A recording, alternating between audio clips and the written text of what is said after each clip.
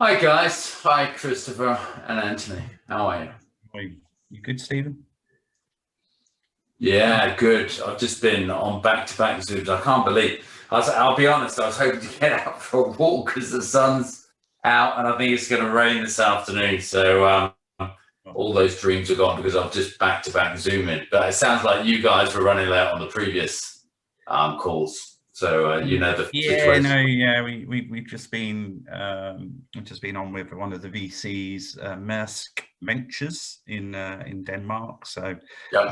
our sort of somewhat. I thought this would start off as a UK focused podcast, but it's quickly kind of blown into a whole Yeah. global reach, which is great. But it also shows the interest in the UK as well, which we're seeing. Obviously, Oliver on the calls talking about how they'd invested last year in a couple of very exciting UK based logistics businesses. So, but look, it's great to see you today, and I like the background. I'm always very nosy about backgrounds. I'm curious about the pictures. What's going on Yeah, there? so Chris, I've been married what 35 years, and my wife Siobhan, she's done all this. I take no credit for it whatsoever. So she's around. I'm in the garden room here, and we're very fortunate, got some nice green space. But the garden room I quite like because it's sort of light and airy, all natural light, and pretty much most of the house is vibrant colours. So the dining room, the lounge, and she's done a great job of both traditional painters and artists, but also quite a lot of abstract, which I love actually. Is it? Yeah, No, beats bookshelves and stuff with yeah, Oxford yeah, English. promoting books, which I haven't got bookshelf, but this is a good one that I'm gonna be reading soon. Yeah, I love that. For anybody who's listening that can't see, it's Build, Sell, Retire by Chris Averill. yes, there you go. So, sorry, a bit of promotion. Don't really do that on my own. I love that. We were, I think, due to have a celebratory lunch to celebrate the kind of appointment for your great tech nation, kiboshed by COVID. For the audience, I'm sure the majority of people know about Tech Nation, but I'm curious. You're 6 months in, I think. Just what's been driving you, and I suppose with COVID coming at the same time as this appointment, how's it all taken shape? I suppose in those first 6 months. And it's great, and a great mutual friend of ours, as you say, George O'Connor, one of the legends really in the analyst community, put us together, which is a joy. And I think the work you do, Chris and Anthony, for the community is really valuable. So I'm very excited to be able to share a few minutes with you with reflections, observations, and some nuggets, hopefully, for the audience. So I guess why, first of all, for me, Tech Nation, and 6 months since I've been chairperson there, the driver really is very simple. I've been incredibly fortunate. I feel very blessed to pinch myself in terms of my own career. And predominantly it's been in the world of technology and digital and high growth companies. And I just felt, I'm at a stage where I've always felt I want to give back and make a difference and see the next generation of entrepreneurs, hopefully learn from all the mistakes I made. But Tech Nation is a brilliant platform for that. So it's just almost like a national treasure. And what it's done is build this incredible platform of amazing content for entrepreneurs, incredible coaching, mentoring, and also this sense of community, so they can reach out for peer-to-peer networking right across the UK. And it's the case now. There's about 6,000 scale-up technology companies in the UK.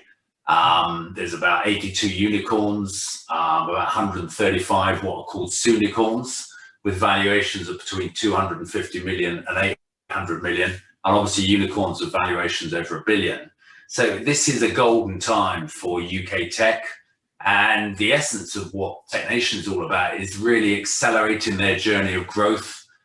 So they kind of smash through the barriers. They're going through $10 million of revenues, $50 million, $200 million, $500 million, and become market leaders. And, you know, I think it would be our dreams that there'd be an amazing set of companies in the UK that really people look up to and admire, just like they do in the Valley around Google and some of the great companies out there and up in Seattle around Amazon. And I think we've got a way to go. We've got a lot to do. We don't underestimate that. But you just think 25 years ago, none of those companies exist. The Googles, the Salesforces, they just didn't exist. And now they're bigger than some governments around the world and probably more powerful. But they built something in 25 years, which is unimaginable back in 1995. And I just think bringing that into the UK, TechNation is the platform that allows some of these brilliant companies to grow, scale, and smash through the barriers so they become global market leaders. And some of the alumni companies like Revolut and Monzo and Ocado, Deliveroo, Just Eats. So it's some household names that have come through TechNation programs. And it's really exciting. I think I just actually this morning just talked to Gerard, the chief executive. It's a brilliant team. Gerard's almost been there since the start, and he's built it with an amazing team. And you know, they just are absolutely focused on serving entrepreneurs across the UK. And many of them, like Gerard, have come from an entrepreneurial background themselves and run startups and scale ups and been involved in gaming companies. So they've been in the shoes of the people they serve, the entrepreneurs. So we're very cognizant that it's a huge responsibility. And it's just a real privilege for me to become chair there and join a fantastic team who are doing amazing work. Great. So I think it was this week we saw Moonpick IPO on the London Stock Exchange, which is great to see. I'm a big supporter of UK tech, as you mentioned there, Stephen, in the introduction. Just curious, I've always kind of wanted more UK companies to list in the UK and use the London Stock Exchange as that kind of mechanism to do that and to continue the creation. Do you think 2021 could be the year that we see that morph and really start to kick in with some of the companies that you actually mentioned a few of them in your introduction? So what's the thought process? Yeah, it's funny. It's almost like the sort of circle of life goes round, because kind of when I grew up, I started and I grew up very kind of ordinary background, and I sort of fell into technology by chance. And at the time, there was all these fantastic both innovation with people like Clive Sinclair and all the incredible inventions that Britain became famous for, from hovercrafts to Concords, both engineering and technology companies. And there were some stellar companies. And when I kind of grew up, the biggest technology companies in the world, some of them were US, like IBM and Digital, but some of them came out of the UK too. And then for whatever reason, we sort of lost our way. And the UK, particularly Silicon Valley, is really powered ahead. And I think there's been some brilliant work. It's a whole kind of ecosystem sort of redevelopment in the last 20 years. And actually a very sort of supportive tax environment with EIS and SEIS and R&D tax credits, patent boxes, lots of different elements that make up a very holistic environment that makes the UK, I think it was the OECD, said that they ranked the UK as #1 place to start and scale a business, and technology has been at the heart of that. So what we see, particularly at TechNation, is thousands of these fantastic scale-ups. And the two problems they nearly always need to kind of crack the code on is access to talent and skills. And the other challenge is typically access to capital to fuel their growth as they scale. And I think coming into this year, Chris, I've never been more positive and optimistic. You probably, I'm quite optimistic and positive generally. And I wake up in the morning and I love life, and I'm, just very blessed and pinch myself actually. But I just generally see so many data points to suggest the positivity is well founded. And there's some brilliant companies out there, the Dark Traces, the Deliveroos, the Oxford Nanopores, in terms of digital companies, technology companies, disruptive companies, life sciences companies. We've never had such a rich pipeline of IPO candidates coming out of the UK. And as I said, there's 82 unicorns, so companies, private companies predominantly, worth more than $1 billion. And I think London is a fantastic destination, the London Stock Exchange, for flotation and listing, access to further capital, and obviously the investors international. I think London is the most international stock exchange in the world. And, it's a stock exchange of companies worth, 5 trillion. So it's a massive powerhouse and a platform for a lot of these technology companies to come and list on London. So I'm really excited. And I also think actually this will be a year where London will attract not only the UK companies, but there's a lot of interest from Canadian companies and potentially European companies coming to London. And, when I was in the Valley, I spent a lot of time working at a startup. We did an IPO on NASDAQ, and then I became CEO of that company. And I kind of lived in this amazing bubble. There was one thing that really struck me about the Valley at the time was this halo effect from the technology industry. And if you talk to, the guys who came and cleaned the office, and you say, so what industry you're in, they'd say, we're in technology. Technology was everything. And it's almost like the story of like JFK and the janitor when they went down to NASA. It was deeply embedded that technology and now digital is part of the DNA and the prosperity of the nation. And obviously, it's fantastic for companies to reach a stage where they list on London, and then that starts another chapter of their growth journey. And I think this year we're going to see a rich vein of talent. And I've publicly called out people, seeing this week Moonpick, I think, list and come in for 1.2 billion and have a fantastic debut on the London Stock Exchange. Talking about the halo effect in the Valley, do you think we're at a point now in the UK and what perhaps, we're looking at all the potential listings on the London Stock Exchange, all the great potential unicorns you talk about, are we in that point of halo effect? Because clearly from our perspective as a nation and as an economy, as we move out of COVID times, there is obviously a great hole or need for a particular industry or digital industry or economy to do, to take leadership and potentially move the UK back in that sort of world leading stage in terms of its economic status. I mean, perhaps two sort of comparisons in that question, but I'm just curious what your thoughts are on the bigger picture.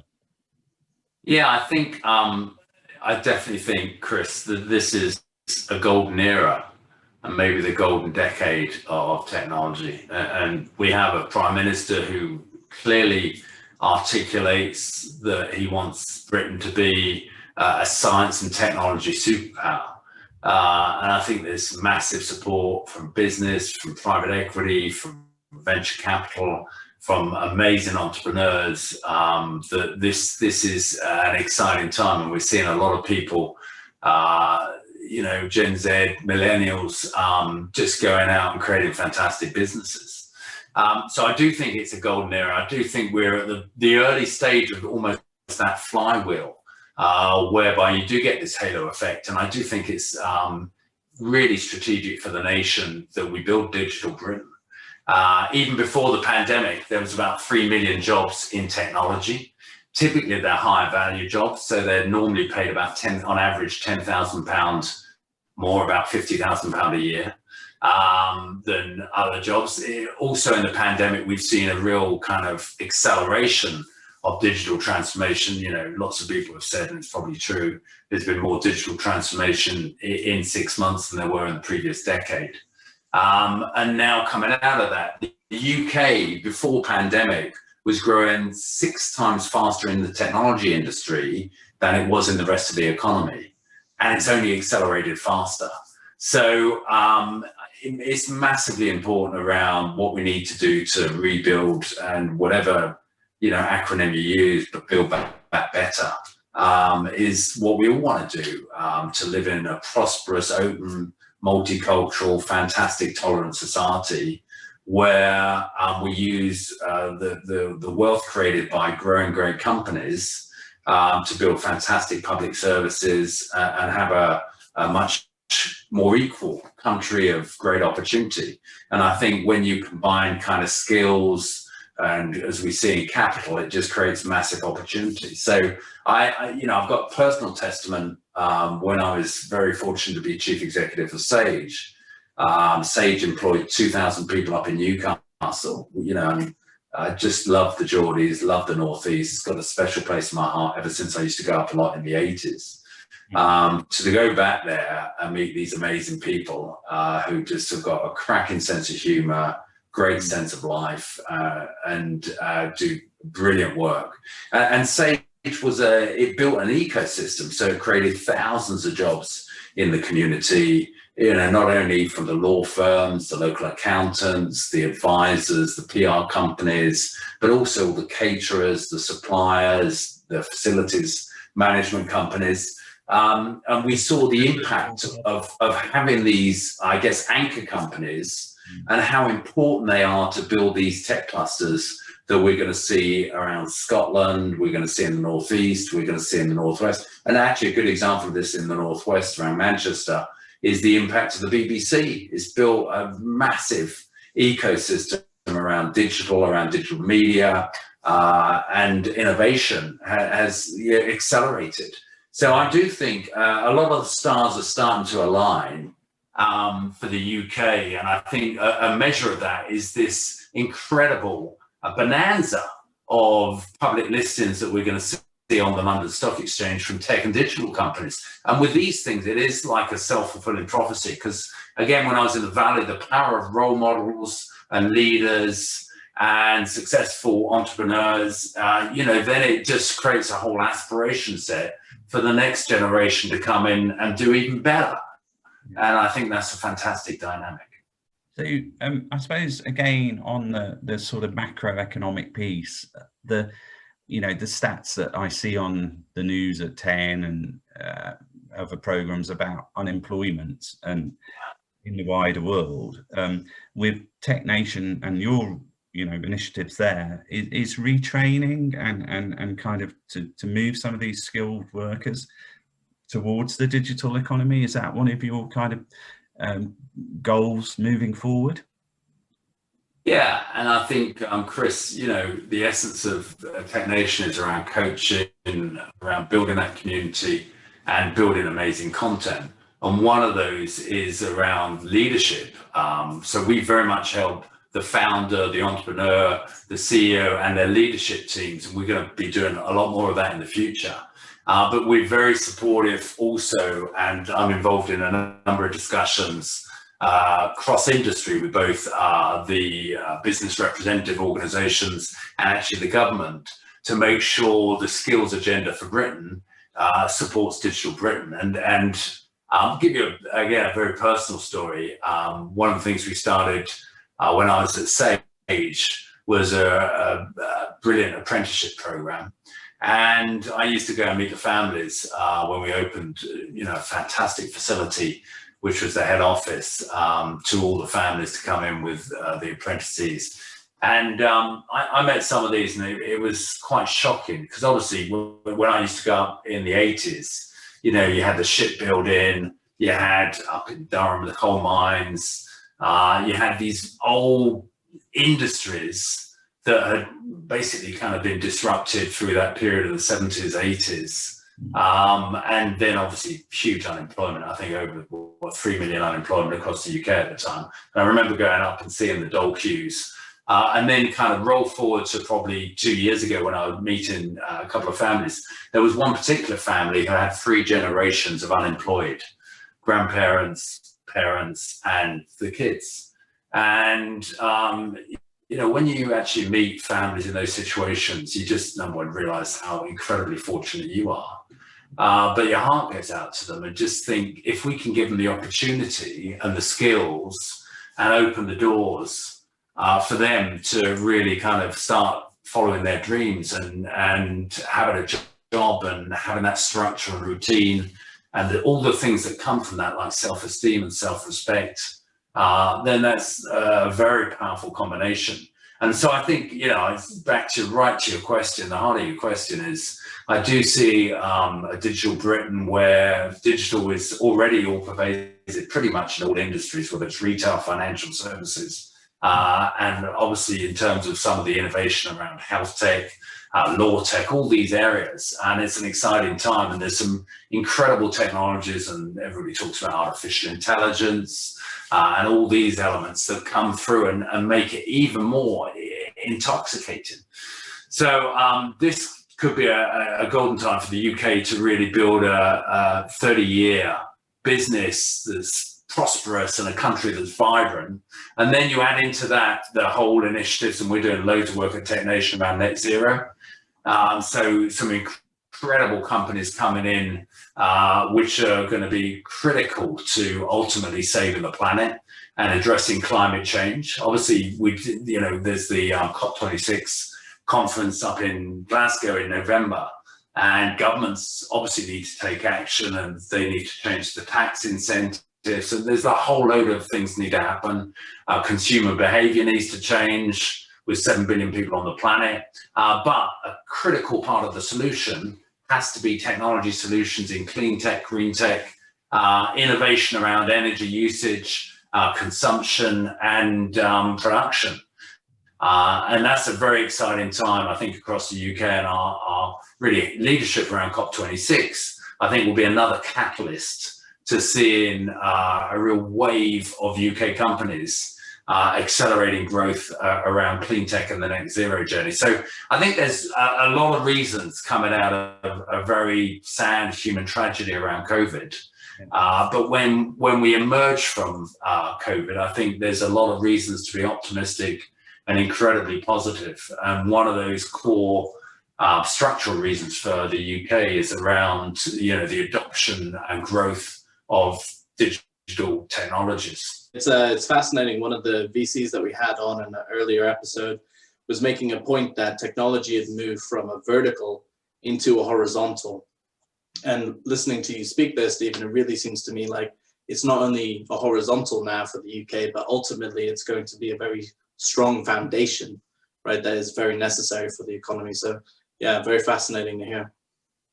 Yes, it's almost become a platform where the economic strategy is going to be built off the platform of digital transformation, and it will touch, you know, as it does pretty much all of us as consumers every day in our life and our relationship with businesses.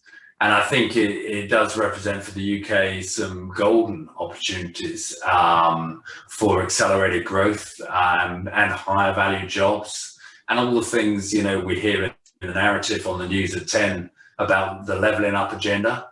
Because in a world where, you know, we're doing all this remotely and we're very comfortable with that, you know, we could be in Edinburgh, we could be in Glasgow, we could be in Belfast. And just to give you a little cameo, Belfast, 1 in 5 of all jobs there are now in technology.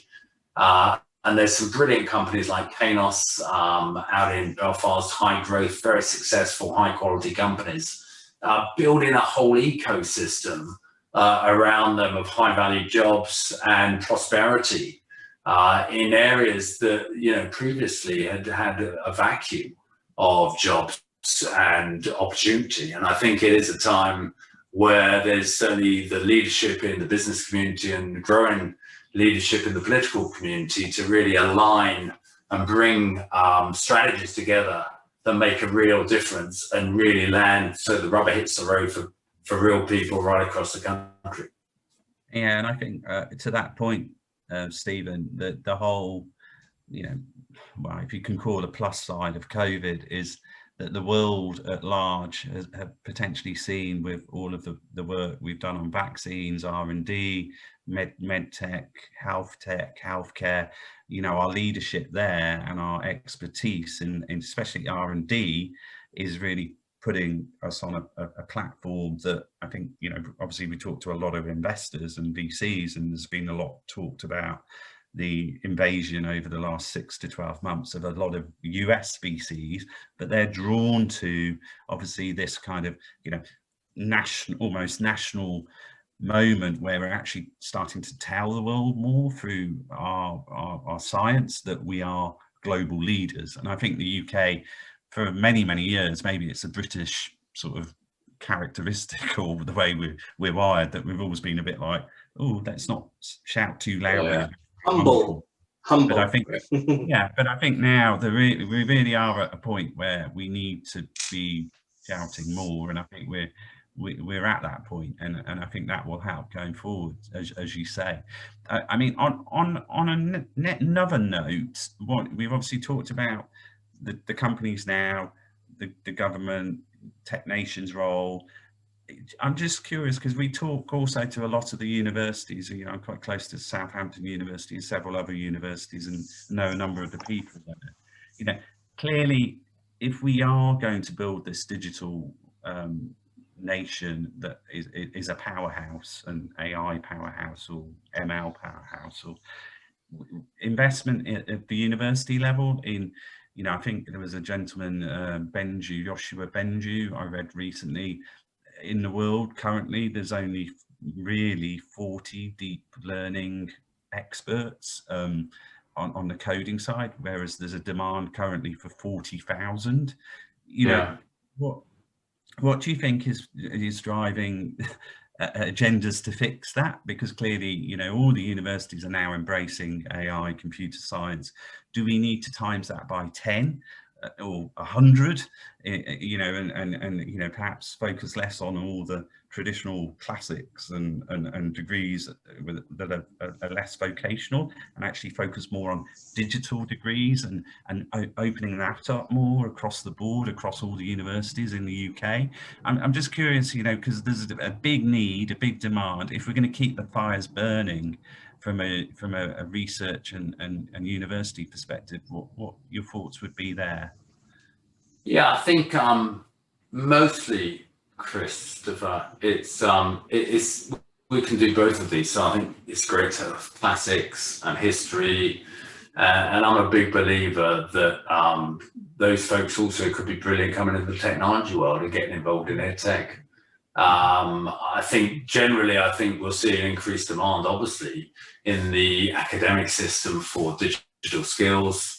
And I think there's quite a lot of support from government programs with things like Fast Start and stuff like that, where companies can take advantage and get the rich pool of talent coming out of universities, schools. And obviously, again, we've sort of Back to the Future with brilliant apprenticeship programs from companies, the companies we all know and love, like the Rolls Royces and stuff like that. But also there's many, many smaller high growth companies that are starting to do apprenticeship programs, working with our local universities. And what I do see a key theme for the UK, and it's always worked, but I think we haven't done this on an industrial scale before. But I think we will see these clusters, local clusters, tech clusters, digital clusters coming together, and they will have a couple of factors. They will be very inclusive.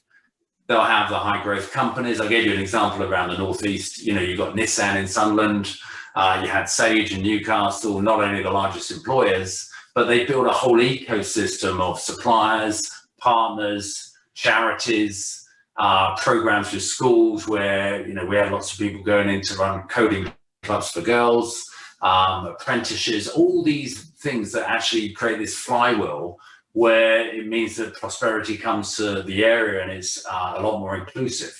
And I think you're going to have local clusters in Scotland, in Ireland, in Wales, in the southwest. Bristol, Bath is a powerhouse.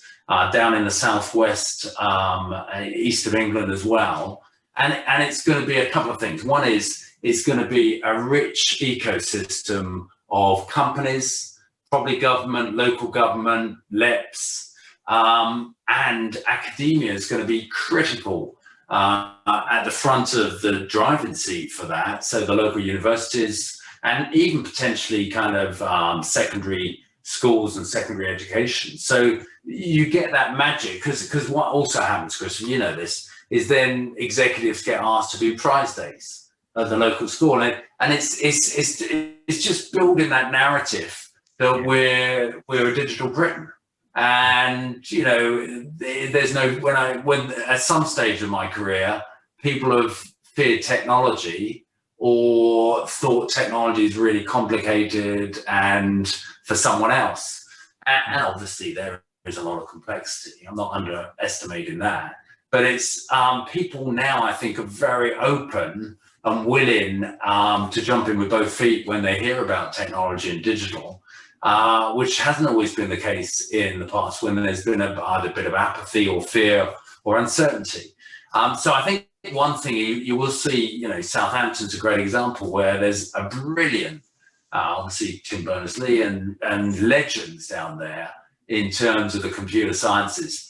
And I think not only that, but other great disciplines in the faculties as well. And they're a key part of the business community and the business parks and working with small companies, large companies, growing companies, working with other businesses down in the sort of Hampshire area.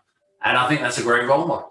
The magic happens where you create these ecosystems that are regional and local, which is the most important thing, when you have a magnet as well. So what's really powerful is you have an anchor company or an individual. It could be a mayor, where they bring everybody together. They galvanize the community around a mission.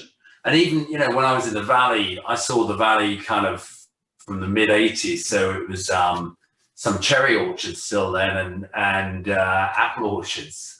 But it got kind of quickly eroded, and the growth and the expansion down the 101 and the 280 highways led to, you know, an engine room that's powered the world's technology companies in essence.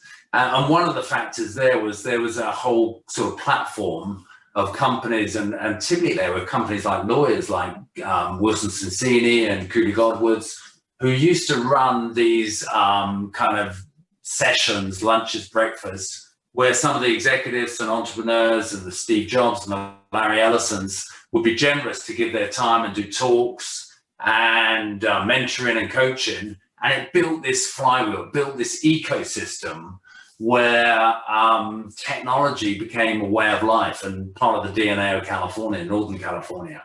And I think that will happen here. But what's really powerful to accelerate and become a catalyst is either an anchor company or an anchor individual. Could be an MP, it could be a mayor, it could be someone who says, we're all going to get together and we're all going to part our differences, and what the mission is we're going to drive the prosperity of the Southampton area, or, you know, Manchester or Liverpool or whatever city we're talking about, Belfast, Cardiff, and we're bringing the parties together who have all the solutions to the problems we face around skills, around access to capital, around government funding, around support, around promotion, around, you know, could be going on trade missions. It could be lots of different things, but it's really powerful to get that ecosystem built locally and have someone as a figurehead to really bring everybody together and put the region at the heart of the growth agenda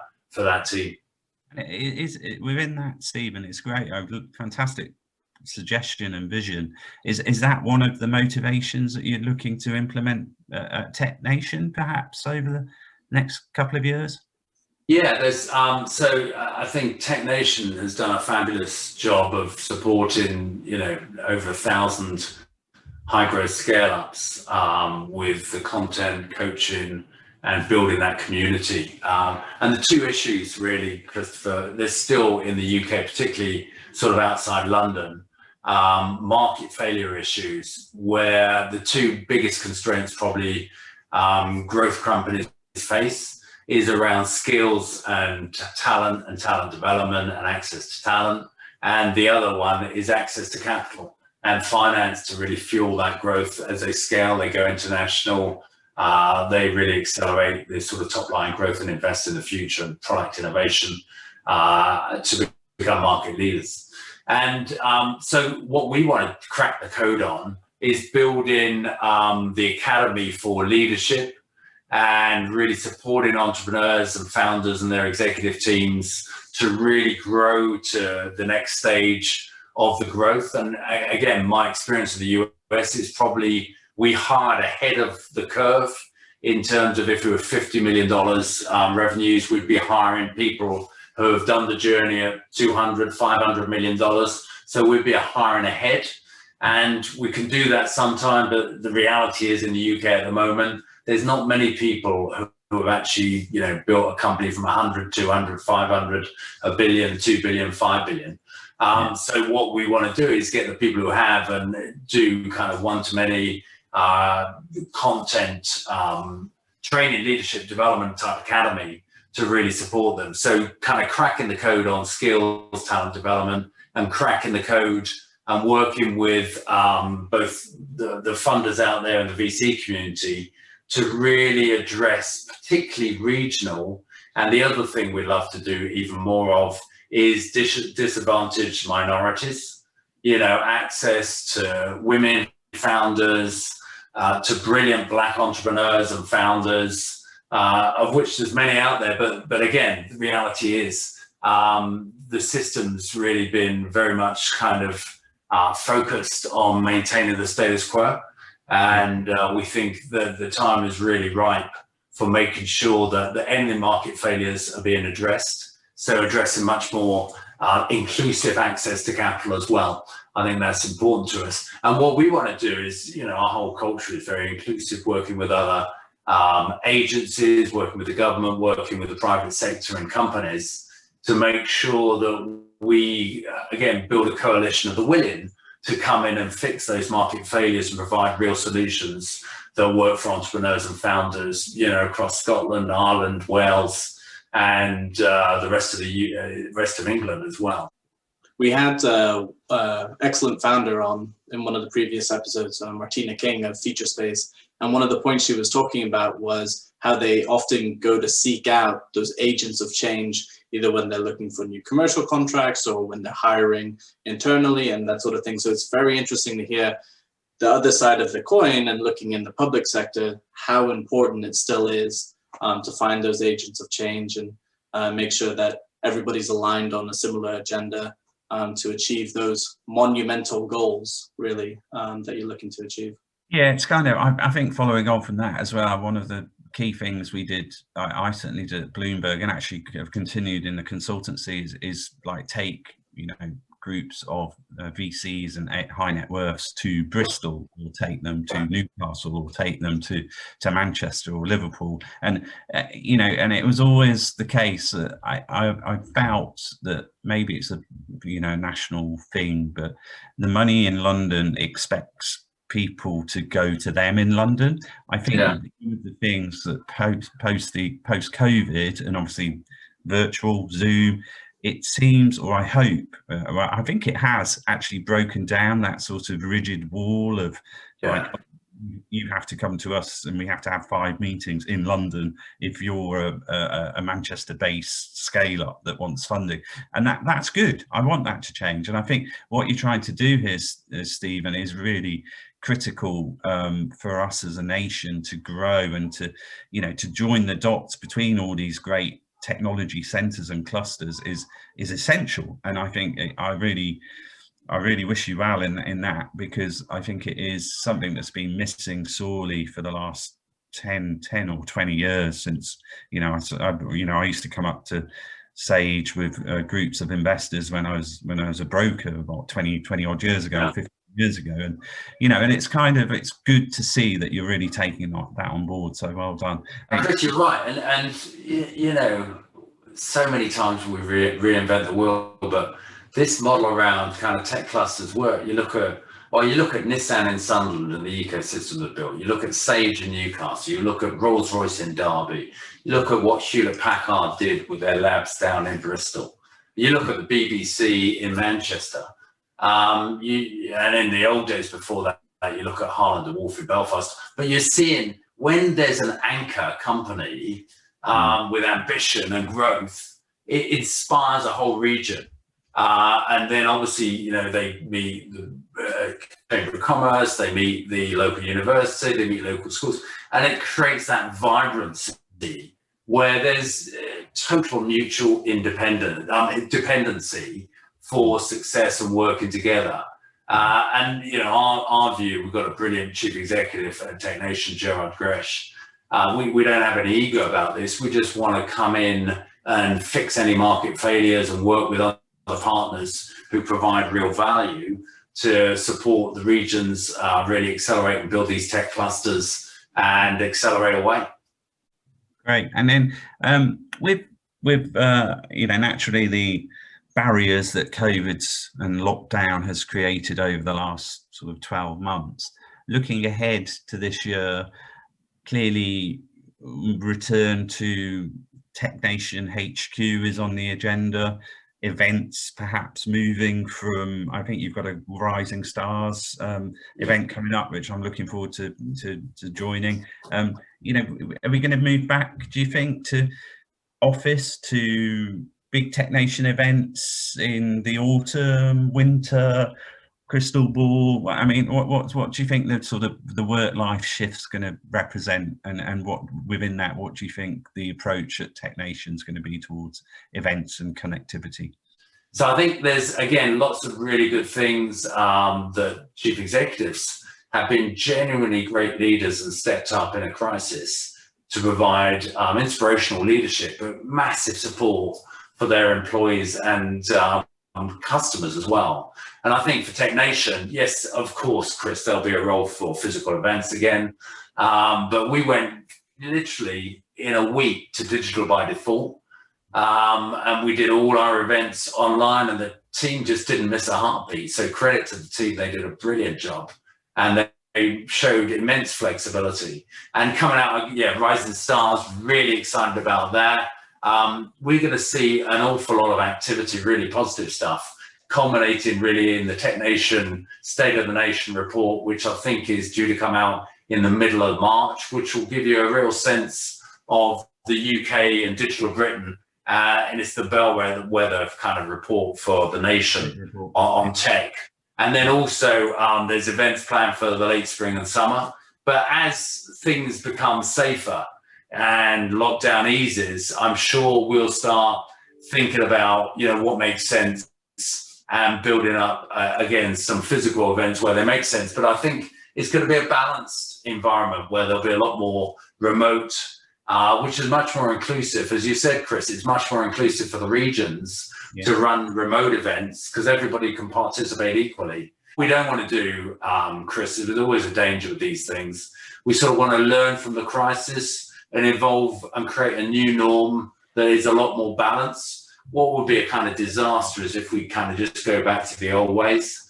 And I think, I think the things we really want to build on is the compassion, the sense of community, the brilliant leadership we've seen from our leaders across the UK, the real sense of purpose for companies, the real sense for looking out for each other, the real sense for supporting your employees and customers and really going the extra mile and checking in on them and putting the support structures in around their mental and physical well-being. I think they've been really things that we want to build on for the future.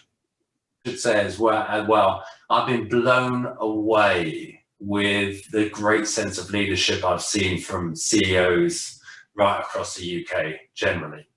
And I think business was probably painted in a bad light before Corona affected the world last year.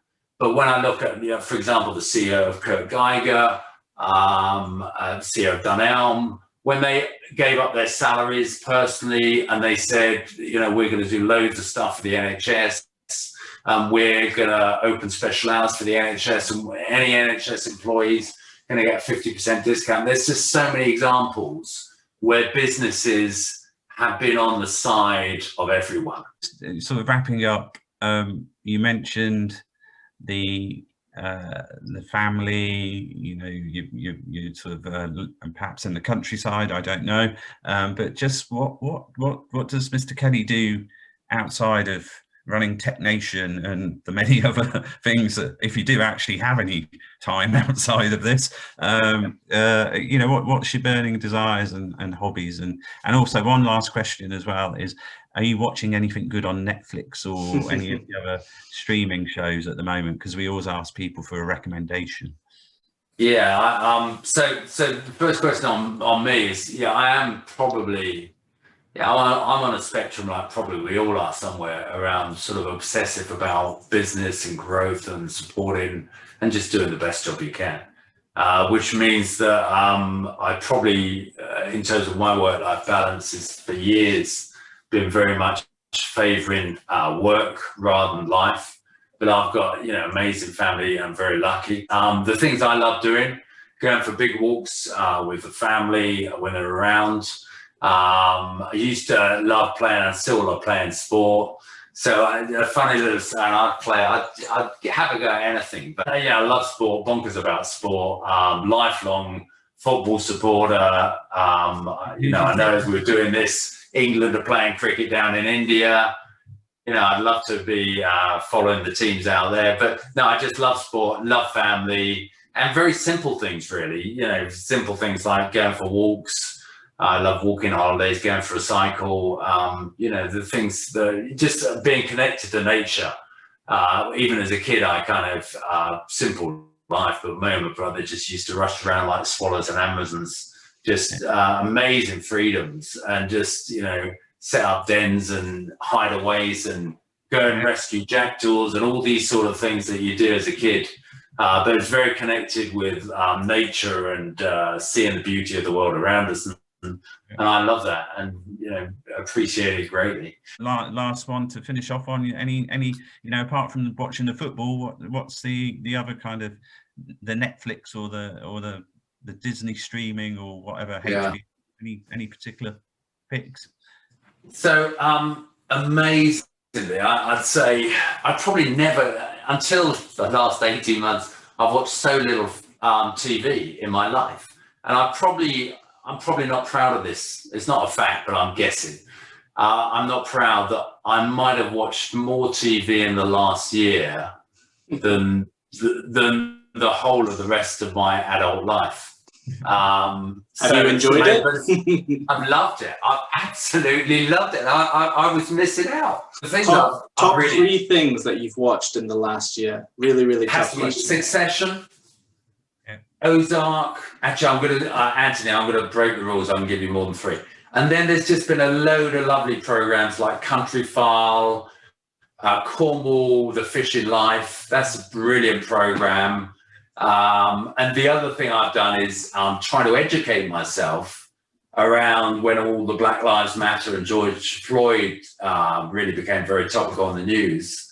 And I've watched some amazing both US dramas around things like the Jim Crow laws and the prejudice and discrimination. Then in the UK, Small Axe, brilliant programs. And you just think about, and it really challenges, I guess, the history and where we are today. And it just shows you there's just so much more to do to drive genuinely equality, inclusiveness, and destroy the discrimination.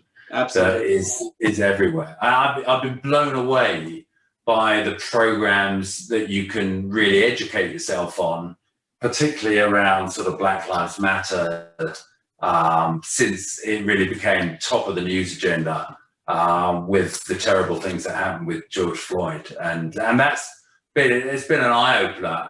Brilliant, fantastic opportunity. It just shows there's so much amazing content out there, both for education and entertainment, that I was missing out on before. And I'll certainly have a more balanced life going forward. Yeah, I think, Stephen, you've certainly made up with your viewing recommendations on what you've missed out throughout the majority of your life before finding TV. I think that's some great recommendations there. Thank you, Stephen. It's been great. Thank you for all your time. Thank you for all your insights and your recommendations as well. You know, brilliant. I think you know, it's been great to catch up, and good luck with the year ahead and Tech Nation. And I'm sure, hopefully, we'll see you again soon, either on screen or in the flesh. But thanks for everything. Great stuff, Chris. Anthony, great to meet you guys, and good luck with your mission. It's you know, what you're doing is fantastic, and